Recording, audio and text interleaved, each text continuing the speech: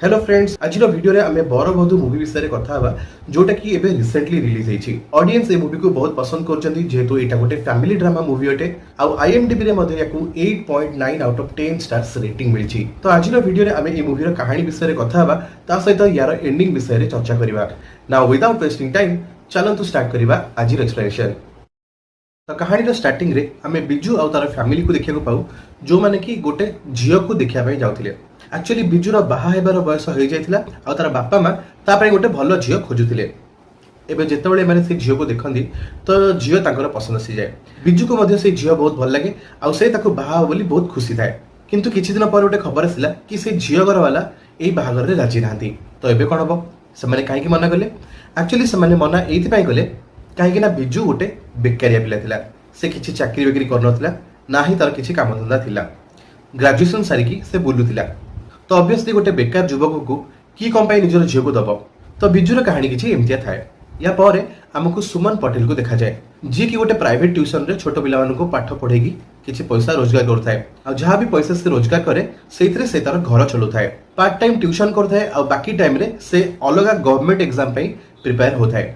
से तार मां आ भाई भाउजक सहित रहथाए। एक्चुअली पिला बेलु तार बापांकर डेथ हे जायतिला किंतु या सहित से गोटे पुओ को भी भल पाउथाए। तार गोटे बॉयफ्रेंड थिला। अवश्य तार बॉयफ्रेंड भी गोटे बेकार युवक थिला। से किछि काम धंदा करनथिला किंतु ए दी जन जाक परस्पर को बहुत भल पाउथिले आ ए दी जन जाक आगु को जाकी गोटे सुंदर फैमिली बनिया पई प्लानिंग करथिले। एबे कहानी रे हमको जो कैरेक्टर को देखा हुए तार ना होची जूली। से गोटे अंगनवाड़ी दीदी थाए। तार स्वामी रो ना थाए हर। किंतु ए दी जन जाक स्वामी स्त्री बहुत चालाक। माने जिते प्रकार जोगाड़ जंत्र आ 2 नंबर काम ए सबुतिरे ए स्वामी स्त्री एक्सपर्ट थिले। स्वामी कोन करथाय से कॉन्ट्रैक्ट नेकी को गाँव गोटे झील को उठे आणिकी तार लभर सहित बाहागर कर देउथाय। आ स्त्री कोन करथाय अंगनवाड़ी को जो चाउल अंडा ये सब जिनस आसे स्वामीर साहाय्य ताको सब नेकी पार कर देउथाय। या भितरे हमको बिजुर संग शुक्ला को देखा जाए। शुक्ला एक्चुअली सूरत रे चाकरी करथाय आ तार स्त्री गाँव रे रहथाय। तार स्त्री बिजुर भाउज हेबो। गोटे दिन बिजू मन दुखरे शुक्ला को फोन करिकी कहथाय कि तू सूरत रे मो पई मध्ये गोटे चाकरी खोजी दे मु भी सेठी जाकी सेटल हे जिवि। किंतु शुक्ला कहे कि तू कौन भावुच मु एठी आसिकी खुशी रे अछि ना मोर भी इच्छा होची कि मते गोटे चांस जदी मिलंता मु ताले पुणी घर को पळांती गाँ रे जाके किछि काम करिकी पैसा रोजगार करंती। आ ई कथा सुनिकी बिजुर मन दुख हो जाए। बिजू जेहेतु बे बेकार अछि ता मुंडरे याडू साडू जिंस पसु थाए। तार बापा जने कृषक थिले किंतु बिजुर चाषबास करिवारे बिल्कुल भी इंटरेस्ट न थाए। ताको गोटे काम भल जणा थाए कि गाँ रे सांग माने जेतबेले बसिकी भोजी करंती से रोसेईटा बहुत भल करे किंतु बाकी टाइमटा से बेकार है कि गाँ रे बुले। सेथिपाई तार मां मध्ये ताको बहुत किछि जिंस सुणाउथांदी। तो एमिति गोटे दिन जूली को सीडीपीओ को ऑफिस को जिबार थाए। बेसिकली सेठी काम तो बेसी किछि हुएनी किंतु लेन देन कामटा भलसे चली थाए। जूली एक्चुअली अंगनवाड़ी जिंस सब बिक्री करके जो पैसा आनुथाए सेइथिरु किछि परसेंटेज से सीडीपीओ को दउथाए। आ एमिति करके से सीडीपीओ को निजर हाथ तरी करके रखि थाए। तो गोटे दिन सीडीपीओ कहंती कि जमाणिया गाँ रे माने बिजुर गाँ रे गोटे चाकरी बाहरजी अंगनवाड़ी दीदी पोस्ट पाई। आ सीडीपीओ से एप्लिकेशन फॉर्मटा जूली को देथांती से गाँ रे नेकी पहुंचाया पाई। तो जूली जेतेबेले से फॉर्मटा देखे ता मुंड को गोटे आइडिया आसे। से मने मने भाबिया को लगे कि मोर तो गोटे भाई खाली बसिची। एक्चुअली बिजू जूली रो रिलेटिव थिला माने तार बड़ बापांकर पुओ थिला। तो जूली एठी गोटे प्लान करे आ से कोन प्लान करे सेटा आपन मन को आगु जणा पड़िबो। एबे से तार स्वामी को नेकी सीधा बिजूर घरे पहुंची जाए। आ बिजूर मां को कहे कि देखो कि हमको 4 दिन भीतर गोटे बाहागर करिया पड़िबो। मु गोटे झियो देखिछि आउ से झियो को 4 दिन भीतर बाहा गले से झियोटा आम गाँ को पड़े आसीबो। आउ से झियो आम गाँ को आसीगला पारे एई अंगनवाड़ी दीदी चाकरी पाई अप्लाई करि परिबो। आउ से चाकरी कोठी अप्लाई करिवो सीडीपीओ को पाखरे। आउ सीडीपीओ को मु जहा करबी से सही करिवे। आउ एई प्रपोजल सुनि कि बिजुर मां एकदम खुशी हो जाती। तार बापा को टिके डाउट होता है कि काले जदि आगु को जाकी कोन प्रॉब्लम हबो ये तो किछि मते ठीक रास्ता लागुनी। किंतु एबे ए जिंस को ताकर फैमिली एते ध्यान दियंतिनी। समस्तकर फोकस थाए कि गोटे झियो को एमती बाहाई कि नहीं आसीबा से झियो तापरे अंगनवाड़ी चाकरी पाई जिवो तापरे हमें आराम से रहिबा। बिजू मध्ये ए प्रपोजल सुनि कि बहुत खुशी हो जाय। एबे हमें आसीबा सुमन पाखु। सुमन रो घरे तार मां ताको कहथांती कि गोटे भलो प्रस्ताव हमें तो पई देखिजे आ तू बाहा हे जा। किंतु सुमन कहथाय कि मु कोन मो निज दम रे चाकरी पाई परिबिनी मु सब जानि छी जौतुक दबा को पड़िबनी बोली मते जानी सुनी बाहा कर दउछ। तार भाई भाउज मध्ये ता कथा बुझुथांती किंतु समाने कहंती कि तू तो ऑलरेडी गोटे वर्ष वाला प्रिपेयर करूछु किंतु तते कोन एजा गोटे चाकरी मिललानी तेणु तू टिके भलो कि भाब जदि 4 दिन रे तते गोटे गवर्नमेंट जॉब मिली जिवो हौ पछे अंगनवाड़ी दीदी चाकरी 7,000 टंका सैलरी किंतु तते उपरी बहुत मिलिवो। पिला माने पा इंजीनियरिंग एमबीए करिकी से क्लर्क पियन पोस्ट रे अप्लाई करछंती। तेणु तू भल कि भाव एटा गोटे भल मौका। जदि तू ए चाकरी पाई गलु ताले जीवन सारा आराम से रही परिबु। एबे ए सब कथा सुनला परे सुमन को बहुत दुख लगे। ऑब्वियसली दुख लागिवो। से कुहे कि लोक माने निज गाई महिषी बिक्री कला बेले भी टिके भी दुख करथुवे, किंतु तमे माने मो घर लोक होइकी मते बिक्की देबाकू बसी जाओ। एबे सुमन 2 दिन जाए ए विषय भल कि भाबिବାକୁ लगे। मझिरे मझिरे ताकू तार बॉयफ्रेंड कॉल करुथाए, किंतु एबे से आउ तार कॉल उठो न थाए। बोधे सुमन रो माइंड रे किछि चेंजेस होबाकू लगे। से भाबे कि सत कथा तो चाकरीटा करिगला होंदा, बहुत इजिली भी चाकरीटा मिली जिवो। तो एबे ता पर दिन बिजू आउ तार फैमिली सुमन रो घर को आसंदी सुमन को देखिया पाई। ऑब्वियसली सुमन जेतु सुंदर झियोटे बिजुर तो बिल्कुल ही किछि कंप्लेन न थाए। से कंप्लेन भी कौन करिवो, से तो निजे गोटे बेकारिया पिला। किंतु एबे दुई फैमिली भितर कथबार्ता चलथिला बेले सुमन रो मां कहती कि चाकरीटा आग हो जाई थांदा आ तापर बाहागर करथिले भलो ही थांदा। काहे कि ना तांकर झियो टिके इनसिक्योर फील करूची। से भाबुची पैसा लोभरे मते बिकी दउचंदी। किंतु एठी जूली सेमान को कहयकु लगे कि आम पाखरे बिल्कुल टाइम नाही। झियो जे पर्यंत बाहा है कि ससुर घर को न आसी तो चाकरी ताको मिलियो केमती? बाहा हेला पर सिना चाकरीटा हबो। सीडीपीओ सिना आम हाथ में अछंती, से सिना चाकरी देबे, किंतु ता पूर्वरु झियो पाखरे ससुर घर गाँवर रेसिडेंट सर्टिफिकेट थिबा दरकार। आउ सेईटा भी सेते बेले हबो जेतेबेले बाहागर हेछि बोली कन्फर्मेशन थिबो। किंतु एबे भी झियो आउ तार मां को ए कथारे एते भरसा होन थाए। सेथि पई एबे जूली सीडीपीओ मैम को कॉल करे आउ तांको पचारे कि चाकरीटा हेला परे सर्टिफिकेटटा दे देला होनी। किंतु सीडीपीओ मैम कहती कि ना ना तम माने को मो चाकरी खाइबो, रेसिडेंट सर्टिफिकेट सबुठु अधिक इंपोर्टेंट। एबे सीडीपीओ मैम कहती कि तम माने गोटे काम कर, तहसीलदार के पाखକୁ जा आउ तांको किछि पैसा पत्र देकी आगुआ गोटे रेसिडेंट सर्टिफिकेट बनै दियो। किंतु सेटा भी केमथि हबो? मैरिज प्रूफ तो देखिया को पड़िबो, बाहागर हेछि बोली गोटे प्रूफ भी देखिया को पड़िबो ना। तो एबे झियो घर चाहथांती कि चाकरी हेला परे बाहा हेबे आउ पुओ घर भी ए बाहागर को 4 दिन भितर सारिया पे चेष्टा करथांती। तो एबे माने कोन करिवे? तो एटी जूली रो स्वामी हर दिमाग खटेबाकू लगे। से कुहे कि मैरिज प्रूफटा कोन? गोटे फोटो कि गोटे बाहागर कार्ड ए तो कोन? तो चलो गोटे काम करिबा, गोटे फोटो स्टूडियो को जिबा। सेठी ए दी जण पुओ झियो को छेड़ा करिकी बर कन्या बेसरे गोटे फोटो उठे दवा। बस मैरिज प्रूफ हे गला, बाहागर हेछि बोली प्रूफ भी हे गला। नेकी देखिए दबा आउ रेसिडेंट सर्टिफिकेट मिली जिवो। आउ एई आइडिया सुनिकी समस्ते खुशी हो जाती। समस्ते भाबती आह बढ़िया ताल तो काम हो गला। एठी समस्त गोटे होप देखा जाए, हौ पछे सेटा गोटे फेक उपाय रे हो। बिजू भी मने मने भाबुଥାଏ कि बहुत बढ़िया हैला गोटे सुंदर झियोटे पाइबी, एया भाबिकी से खाली जोर रे गाड़ी चलेकी बुलुଥାଏ। एबे ता पर दिन एमाने समस्ते मिसिकी गोटे स्टूडियो को जाती आउ सेठी बर कन्या बेसरे गोटे फोटो उठा हुए। तापरे एमाने गोटे इनविटेशन कार्ड दुकान को जाइकी बैक डेट रे गोटे निमंत्रण पत्र मध्य छपई दियंती। एबे ता पर दिन जेतेबेले रेसिडेंट सर्टिफिकेट नवा पे एमाने तहसीलदार को पाखକୁ जाती तो तहसीलदार हर को तांको रूम रो बाहर को जीवा पे कहंती आउ पुओ झियो को निज सामने रे बसैकी प्रश्न पचारिया को लागंती। अलग अलग क्वेश्चंस से पचारंती कि तम बाहागर केमती हला स्टेप बाय स्टेप कुहो। बिजू तो बुका भलिया अनेकी बसी थाए, किंतु सुमन बाहागर गोटे गोटे स्टेप केमती केमती हला सब जिंस कहउଥାଏ। हौ पछे सेटा मिछरे हो। किंतु एबे तहसीलदार सेमानकु से फोटो देखिए कि पचारंती कि तमन जदि बाहाइच ताले हिंदू धर्म अनुसार झियर मथारे सिंदूर पिंधा हुए। तम फोटो रे सिंदूर काई? सिंदूर पिंधा को भूली जाइथिलो कि? एबे ए क्वेश्चन सुनी कि यांकर मुंड गोल हे जाए। एक्चुअली माने फोटो तो उठेइथिले किंतु झियर मथारे बिजू सिंदूर पिंधि नथिला, व्हिच मीन्स एटा गोटे फेक मैरिज फोटो। तहसीलदार एबे सेमानकु डराइबाकू लगे आउ हुए कि मु एथरा पुलिस को डाकिबी। गेट आउट करके से सेमानकु सेठू भगेई दिए। जूली कहबे लगे कि ठीक अछि, फर्स्ट अटेम्प्ट फेल हे गले, सेकंड अटेम्प्ट रे पुणी जीति जिबा। एक्चुअली हर एठी एबे नोटिस करे कि सेही तहसीलदार कर जे पीए थिला से होछि तांको गाँर लोक।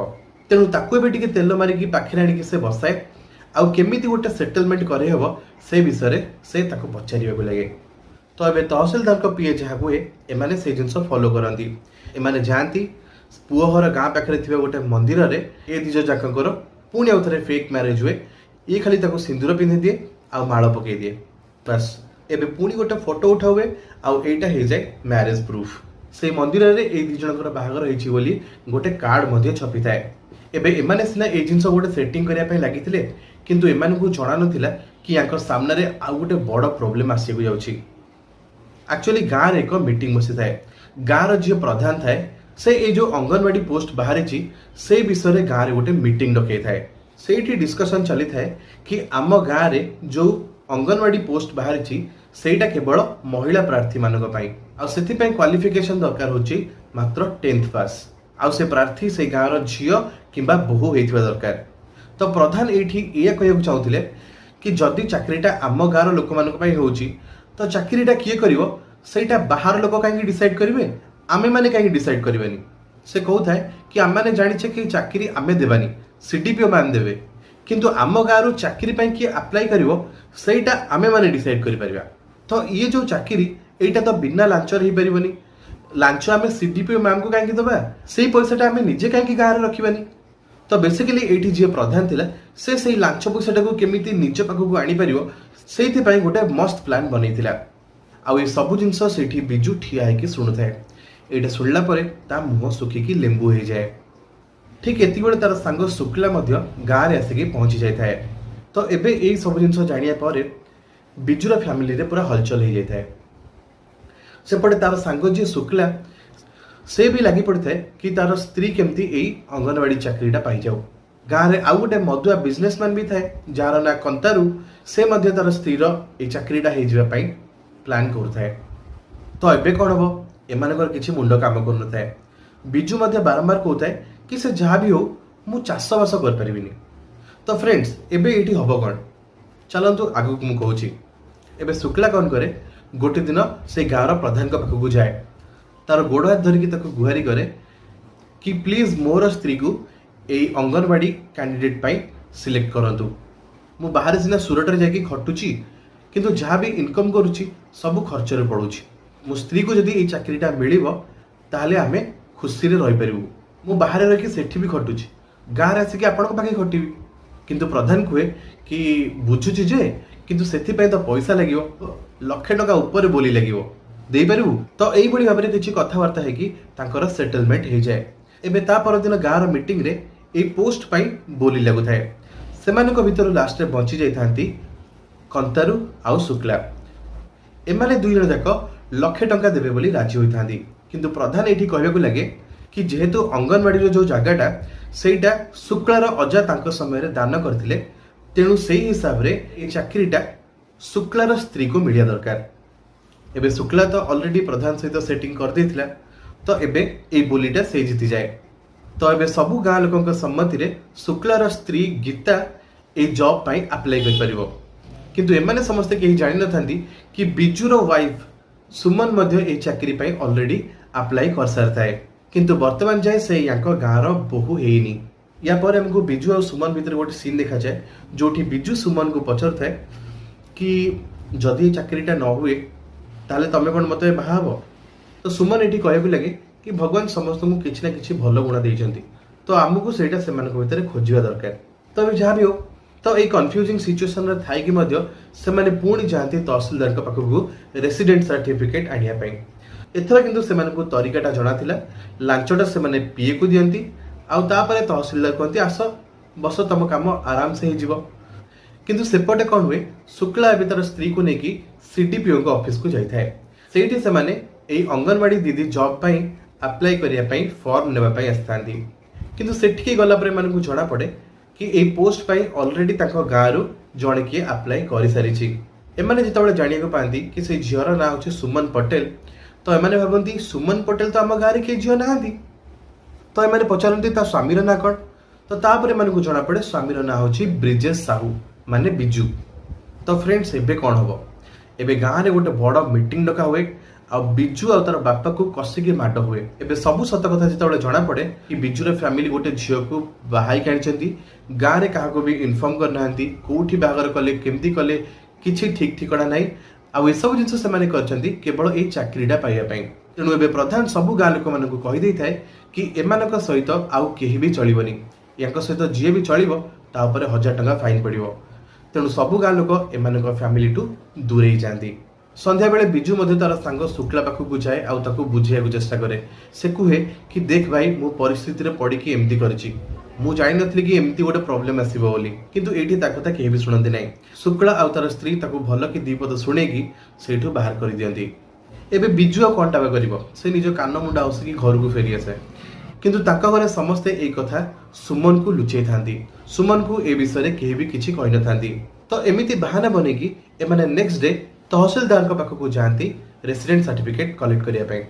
ଆଉ ସେଇଠି ସେମାନେ ତହସିଲଦାରଙ୍କ ପାଖରେ ବସିଥିଲା ବେଳେ ସେମାନଙ୍କର ଗାଁର ଲୋକେ ପ୍ରଧାନ ସହିତ ଆସିକି ସେଇଠି ପହଞ୍ଚି ଯାଆନ୍ତି। ସେଇଠି ଏମାନେ ବାହାଘର ପ୍ରୁଫ, ଏଇଟା ଗୋଟେ ଫେକ୍ ମ୍ୟାରେଜ, ଏସବୁ କଥା ଉଠେଇବାକୁ ଲାଗନ୍ତି। ଏସବୁ ଜିନିଷ ଶୁଣିବା ପରେ ବିଜୁ ମଧ୍ୟ ହିଟ୍ ହେଇଯାଏ।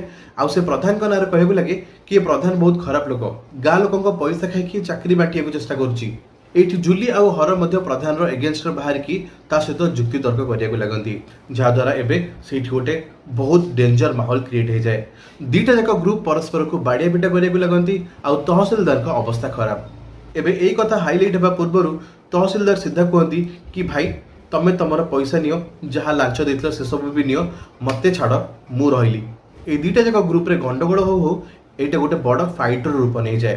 ହରର ଯିଏ ଡ୍ରାଇଭର ଥିଲା ସେ ଗୋଟେ ବେସ୍ ବଲ୍ ବ୍ୟାଟ୍ ଆଣିକି ସମସ୍ତଙ୍କୁ ବାଡ଼େଇବାକୁ ଲାଗେ। ଆଉ ଗୋଟେ ସଟ୍ ସିଧା ଯାଇକି ଶୁକ୍ଲାର ମୁଣ୍ଡରେ ଲାଗେ। ଶୁକ୍ଲା ସେଇଠି ବେହୋସ ହେଇଯାଏ। ନିଜ ସାଙ୍ଗର ଏମିତି ଅବସ୍ଥା ଦେଖିକି ବିଜୁର ମୁଣ୍ଡ କାମ କରେନି ଆଉ ସାଙ୍ଗେ ସାଙ୍ଗେ ସେମାନେ ତାକୁ ହସ୍ପିଟାଲ ନେଇକି ଯାଆନ୍ତି। ଆଉ ବର୍ତ୍ତମାନ ଏଇ କାହାଣୀରେ ଗୋଟେ ଏମିତିଆ ସିଚୁଏସନ କ୍ରିଏଟ ହେଇଯାଇଥାଏ ଯୋଉଠି ବିଚରା ସୁମନ ଏକଦମ ଫସି ଯାଇଥାଏ।